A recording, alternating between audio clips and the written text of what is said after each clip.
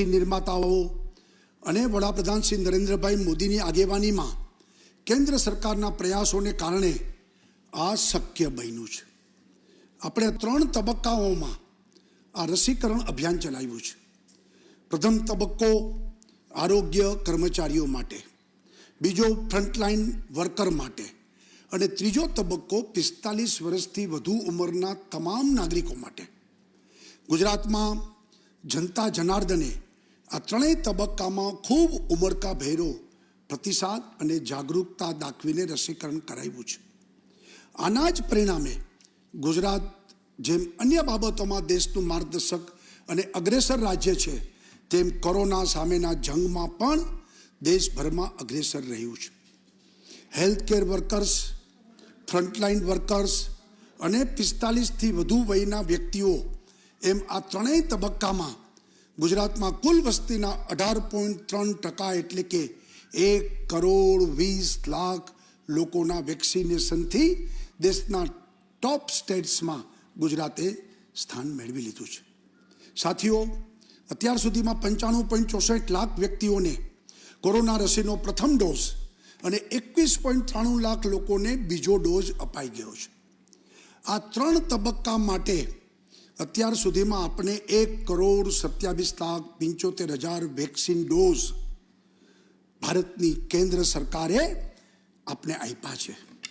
પુણેની serum ઇન્સ્ટિટ્યૂટના કોવિશિલ્ડની 3.70 lakh અને હૈદરાબાદની ભારત બાયોટેકની 3.30 લાખ કોવેક્સિન આ ડોઝ આપને મળીને હાલ આપણી પાસે 7 લાખથી વધુ વેક્સિન ડોઝ આજે પણ ઉપલબ્ધ છે. આ ડોઝ અત્યારે ચાલી રહેલા 45 વર્ષથી વધુ વયના લોકોના રસીકરણના અભિયાનમાં ઉપયોગમાં લેવાઈ રહ્યા છે અને હજુ વધુ ડોઝ ભારત સરકાર પાસેથી મેળવીને 45થી વધુ વયના લોકોને અપાશે. આ અભિયાન ચાલુ રહેવાનું છે.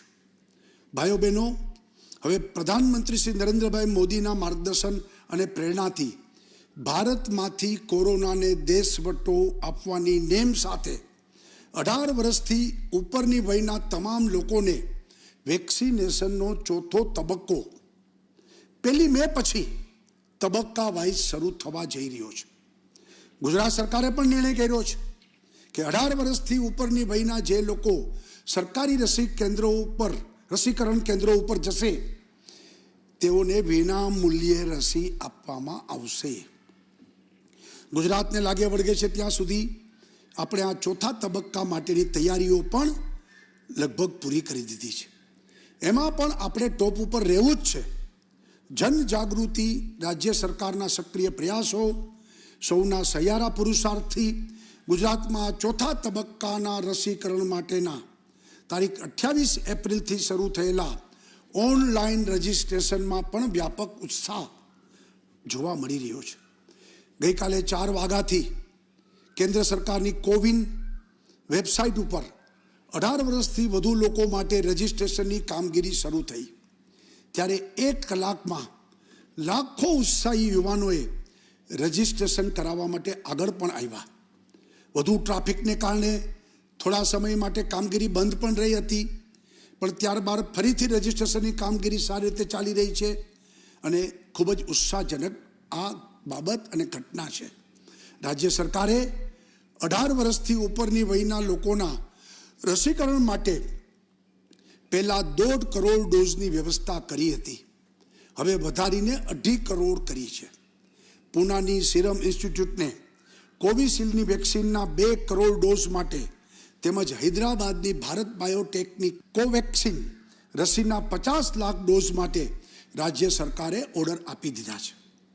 વેક્સિનેશન ડ્રાઈવને વધુ સઘન બનાવવા સમગ્ર રાજ્યમાં અત્યારે સરકારી અને ખાનગી મળીને 6,000 વેક્સિનેશન સેન્ટર્સ કાર્યરત કરેલા છે. આ રસીકરણ માટે ઓનલાઈન રજિસ્ટ્રેશન કરાવનાર 18થી ઉપર વયના દરેક વ્યક્તિને વારો આવે ત્યારે તબક્કાવાર વેક્સિનેશન થઈ જાય, કોઈ રસીથી વંચિત ન રહે તે માટેનું ડિટેલ પ્લાનિંગ ઇન એડવાન્સ પણ કેન્દ્ર સરકારના દિશા દર્શનમાં ગુજરાત સરકાર કામગીરી કરી રહી છે. અત્યાર સુધી રસી મેળવનાર રાજ્યોના તમામ નાગરિકો આરોગ્ય કર્મચારીઓ અને ફ્રન્ટલાઇન વર્કર્સને ધન્યવાદ આપું છું. તેમણે કોરોના સામેની આ લડાઈમાં રસીકરણથી સજ્જ બનવાની પ્રતિબદ્ધતા દર્શાવી છે. રસીકરણના ત્રણેય તબક્કાઓ સુઆયોજિત રીતે જનતાના સહયોગથી પાર પાડ્યા છે. ક્યારેય પણ રસીકરણની ચેઇનમાં બ્રેકડાઉન આવ્યું નથી કે ક્યાંય કોઈ તકલીફ પણ થઈ નથી. એ આપણા બધા માટે આનંદની વાત છે. હવે સમય આવી ગયો છે રસીકરણના ચોથા તબક્કામાં રાજ્યોના એક મોટા વર્ગ 18થી વધુ વયની ઉંમરના યુવા વર્ગ સમયસર રસી મેળવે અને કોરોનાથી રક્ષણ મેળવે. કેન્દ્ર સરકારે રસીની પસંદગી, ખરીદી, રસીકરણના અભિયાનના અમલીકરણ બાબતોમાં રાજ્યોને સંપૂર્ણ સ્વતંત્રતા આપી છે, જે આવકારદાયક છે.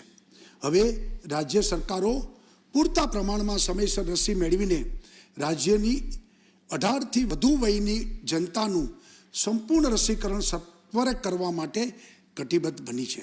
ગુજરાતમાં રસીકરણનો સંપૂર્ણ કાર્યક્રમ તબક્કાવાર પૂરો કરવાનો આપણો મક્કમ એકદમ નિર્ધાર છે. ફાર્માસ્યુટિકલ કંપનીઓ, રસી નિર્માતાઓ રસીનું ઉત્પાદન વધારવા માટે પ્રયાસરત છે. હાલ 2 વેક્સિન ઉપલબ્ધ છે, પરંતુ હવે ત્રીજી રસી પણ આવી રહી છે. જેવી રસી મળશે કે તરત રસીકરણ અભિયાન તબક્કાવાર આગળ વધશે. થોડું ઘણું ડિલે થાય કે રસી મેળવવામાં વિલંબ થાય તો પણ આપણે જ્યાં સુધી પાત્રતા ધરાવતા પ્રત્યેક વ્યક્તિ નાગરિકોનું રસીકરણ થઈ ન જાય ત્યાં સુધી અટકવાના નથી. રસીકરણનો આ ચોથો તબક્કો સફળ રહે તેની જવાબદારી રાજ્ય સરકારની સાથે જનતા જનાર્દનની પણ છે.